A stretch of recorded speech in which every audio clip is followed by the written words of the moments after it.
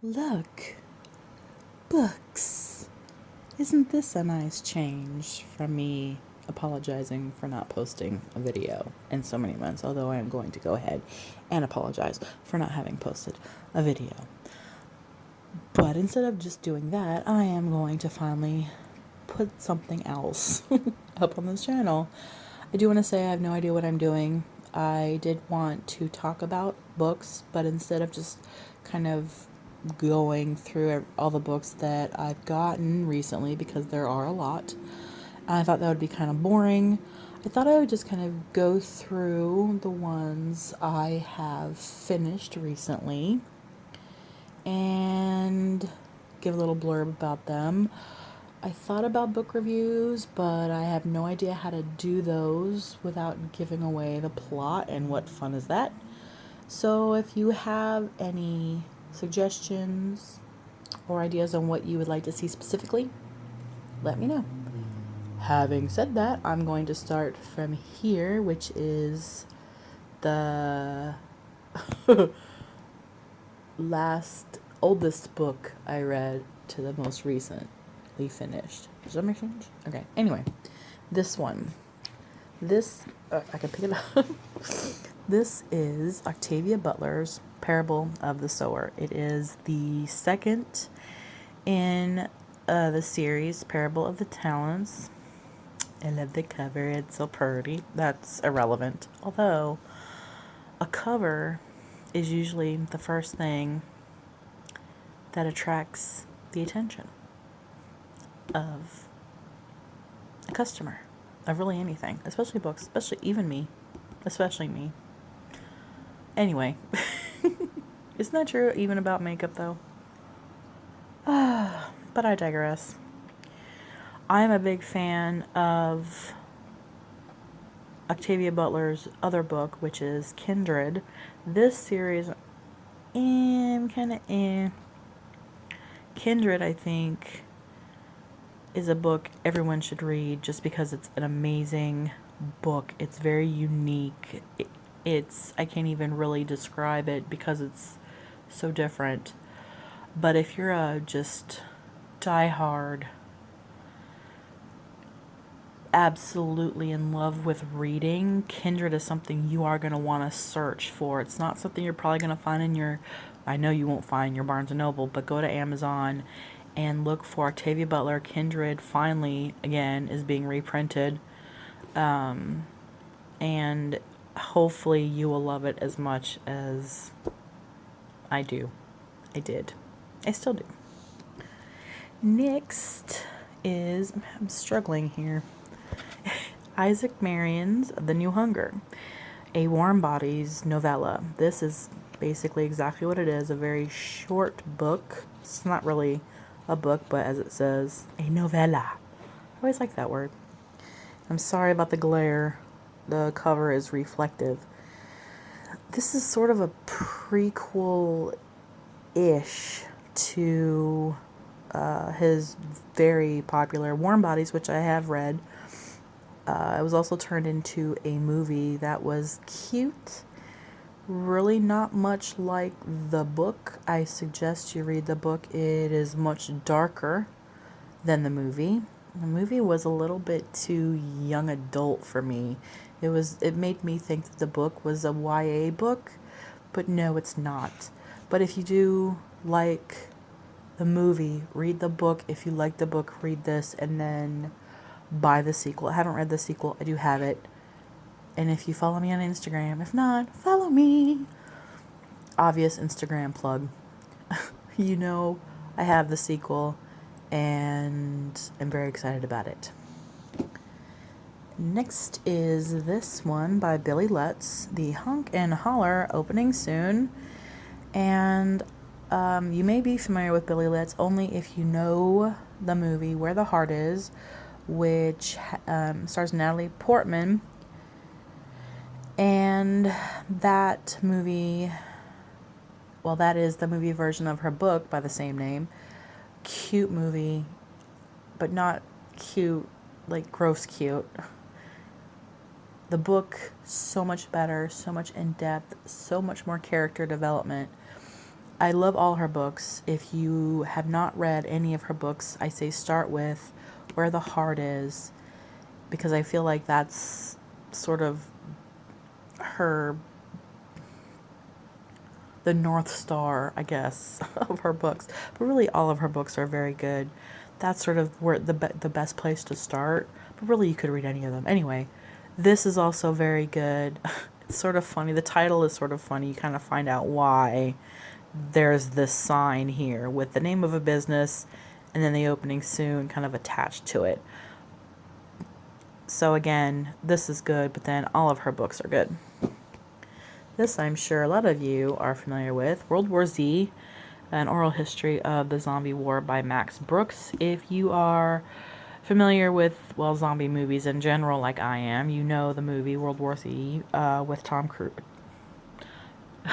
Wow, I just confused Tom Cruise with Brad Pitt. Ooh, Brad Pitt, way better.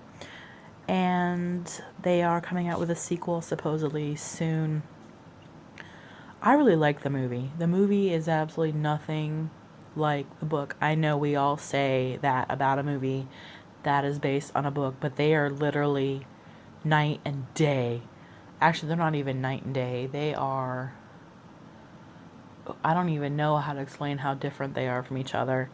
I like the movie. I liked it for what it was, but I also like the book. And I like one for being what it is. The movie, fun, zombie movie, super fast, freaky zombies, zombie tsunami, instant turning into a zombie within, 8 seconds.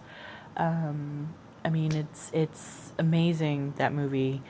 This book is good in its own way because of the way it's told. It's in sort of an interview format.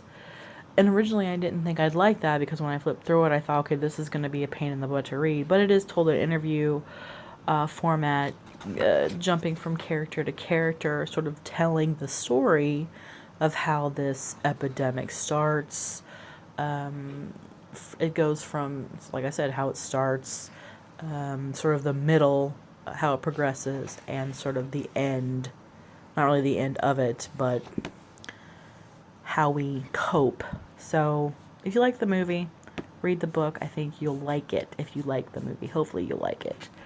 I did, but I'm freakishly attracted to zombie movies, even though the idea of zombies terrifies me.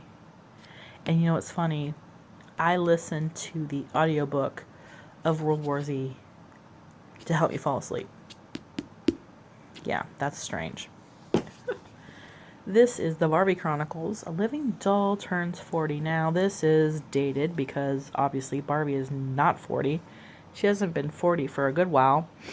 But I like the idea of this because I thought it would shed some more light on Barbie's influence on women, on society, that sort of thing. And different authors with their point of view in essay form, poetry, photographs, art, that kind of thing.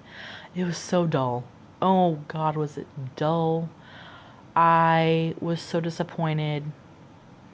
I've actually collected Barbie dolls, the collector dolls, not the dolls you walk into Target and pull off the shelf, for about 15 years. I have a small collection by typical collector standards, but I love my dolls. They're very pretty. And so I thought it would be neat to sort of see how the doll has inspired people, women and girls, and or how she's sort of maybe negatively influenced them also. And yeah, I don't know. Some of them were kind of fun to read and sort of interesting, and some were a little depressing, but overall it was dull.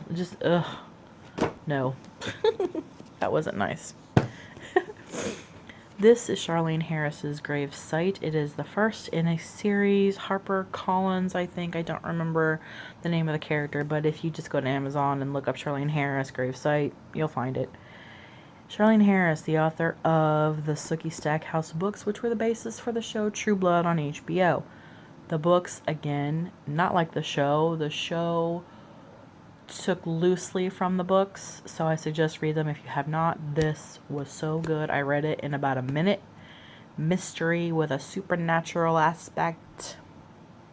Whatever this is, I don't know. If you like Charlene Harris' style, or if you just like mysteries, or if you like that little bit of supernaturalness thrown in, a little bit of creepiness thrown in, you'll dig it. If not, for anything else, for the weird, creepy cover. And the most recent book I finished is this one by Jodi Pico, Plain Truth. And my best friend actually turned me on to Jodi Pico, and I have not read a book by her that I have not liked. That sentence was awkward. I apologize. If you are not familiar with her, her books are basically mysteries. There's a lot of human interest, character development. I really like them. There's a lot going on, but they're easily readable. I go through her books very quickly. This one I thought sounded very interesting. There's because it takes place it involves Amish characters, is what I'm trying to say, which you don't really come across much in general fiction. But if you like Jodi Pico and you haven't read it, I do suggest it. If you haven't read Jodi Pico at all and you like mysteries, human interest, or if the idea of a book taking place in an Amish community is interesting to you, also check it out. I do also want to mention that almost all of these books came from the Goodwill.